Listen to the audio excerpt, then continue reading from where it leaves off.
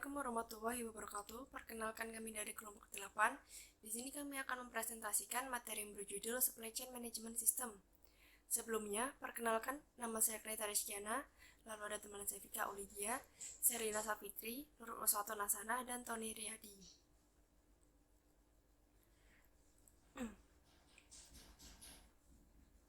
Supply chain management itu mencakup semua aktivitas, yaitu sejak material datang dari pihak supplier itu kemudian material itu diolah menjadi produk setengah jadi ataupun produk jadi.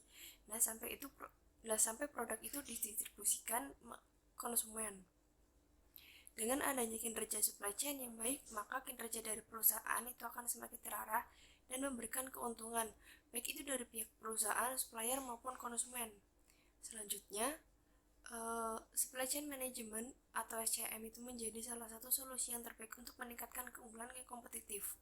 Nah, keunggulan kompetitif itu adalah bagaimana perusahaan itu mampu mengelola aliran barang atau produk dalam suatu rantai supply. Nah, hal ini itu membuat proses distribusi menjadi hal yang penting dalam keberlangsungan manajemen rantai pasok. Selanjutnya akan dibacakan oleh teman saya Vika Aulidia. Terima kasih. Selanjutnya adalah tujuan utama SCM, yaitu penyerahan atau pengiriman produk secara tepat waktu, mengurangi waktu dan biaya dalam pemenuhan kebutuhan, memusatkan kegiatan perencanaan dan distribusi, serta pengelolaan manajemen persediaan yang baik antara pemasok atau vendor dan konsumen atau buyer. Konsep supply chain management menurut usahawan yaitu A. Kepuasan pelanggan, B. Peningkatan pendapatan, C. Menurunnya biaya, D. Peningkatan laba, E. Pemanfaatan aset semakin tinggi, dan F. Perusahaan semakin besar.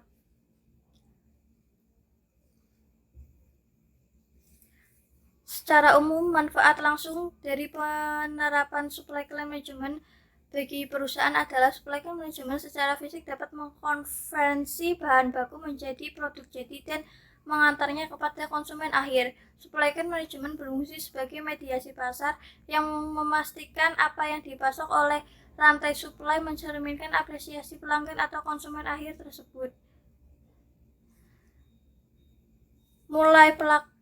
Melalui pelaksanaan supply chain management, pemasaran dapat mengidentifikasi produk dengan karakteristik yang diminati konsumen. Selanjutnya, fungsi ini harus mengidentifikasi seluruh atribut produk yang diharapkan konsumen tersebut dan mengkomunikasikan kepada perancang produk.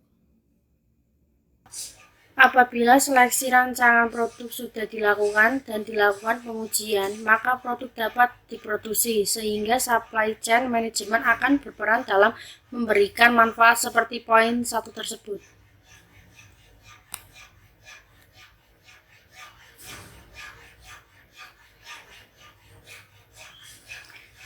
Chain 1.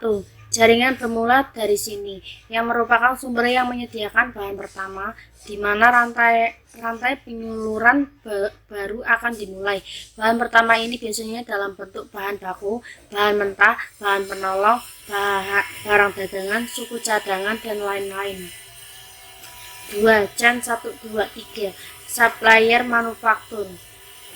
Distribution, barang yang sudah dihasilkan oleh manufaktur sudah mulai harus disalurkan kepada pelanggan. Walaupun sudah tersedia, banyak cara untuk menyalurkan barang kepada pelanggan, yang umum adalah melalui distributor, dan ini biasanya ditempuh oleh sebagian besar supply chain.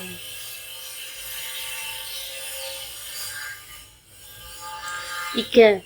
Chain 1, 2, 3, 4. Supplier manufaktur. Distribution, retail. Outlet pedagang besar biasanya mempunyai fasilitas gudang sendiri atau dapat juga menyewa dari pihak lain. Gudang ini digunakan untuk menyimpan barang sebelum disalurkan lagi ke pihak pengecer. Di sini ada kesempatan untuk memperoleh penghematan dalam bentuk jumlah inventories dan biaya gudang dengan cara melakukan desain kembali pola pengiriman barang baik dari gudang manufaktur maupun ke toko pengecer. Next. 4. Chain 1, 2, 3, 4, 5. Supplier manufaktur. Distribution, retail. Outlet customer, para pengecer atau retailer, menawarkan barang langsung kepada para pelanggan atau pembeli atau pengguna barang langsung, yang termasuk retail outlet adalah toko katalog, supermarket, warung, dan lain-lain. Baik, selanjutnya, dalam supply chain ada beberapa pemain utama yang merupakan perusahaan yang mempunyai kepentingan yang sama, yaitu yang pertama suppliers, yang kedua manufaktur, yang ketiga distribution, yang keempat retail outlet, yang kelima customer. Secara sederhana, pemain utama dalam proses SCM dapat digambarkan di bawah ini. Selanjutnya saya akan menjelaskan bagian-bagiannya.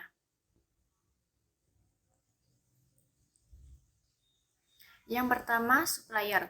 Langkah pertama dalam supply chain management merupakan bahan baku di mana setelah customer memesan produk bahan baku akan disiapkan untuk diolah dan dimasukkan ke dalam pabrik untuk pemeriksaan kualitas. Yang kedua, manufaktur. Selanjutnya, proses produksi dari gudang penyimpanan untuk mengubah bahan baku menjadi bahan jadi. Yang ketiga, distributor.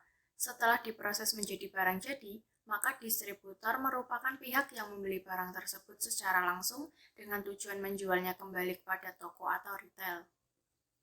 Yang keempat, retail, merupakan penjualan barang kepada pengguna akhir bukan untuk dijual kembali tetapi untuk digunakan untuk dikonsumsi oleh pembeli. Yang kelima, customer, merupakan seseorang atau suatu organisasi yang membeli produk atau jasa dari retail atau toko.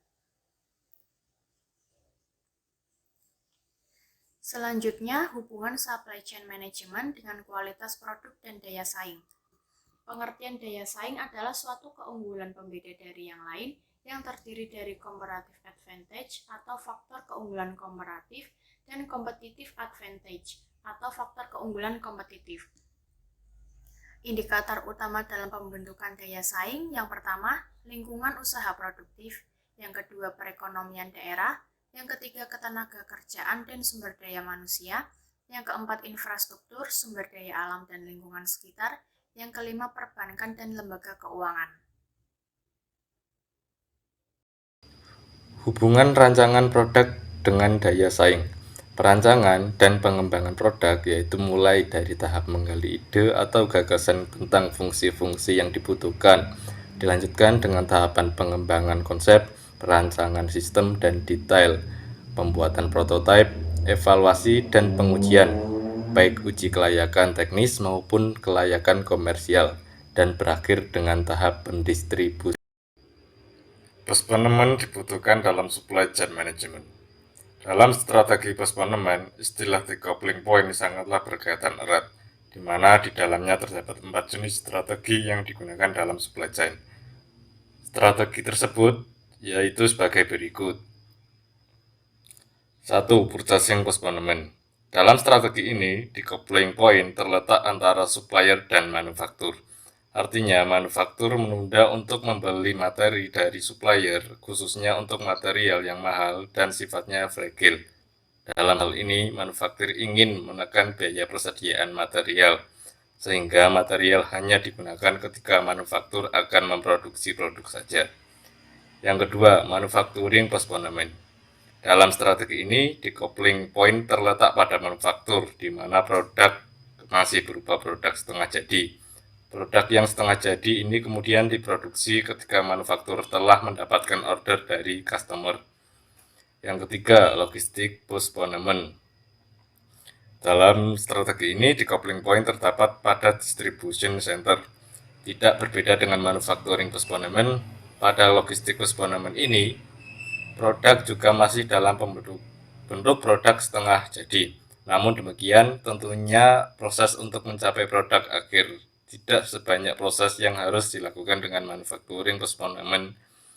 Misalnya saja proses perakitan atau packaging. Yang keempat, modularity product design. Suatu konsep produk desain yang berkaitan erat dengan pendekatan mass communication, maksudnya mass customization dan strategi postponement. Modular product design memiliki pengertian mengembangkan suatu produk dengan cara membagi produk tersebut menjadi beberapa komponen atau modul yang saling independen. Hal ini dimaksudkan agar komponen-komponen tersebut dapat dirakit atau digabungkan dengan berbagai cara untuk menghasilkan beberapa variasi produk yang berbeda satu sama lainnya.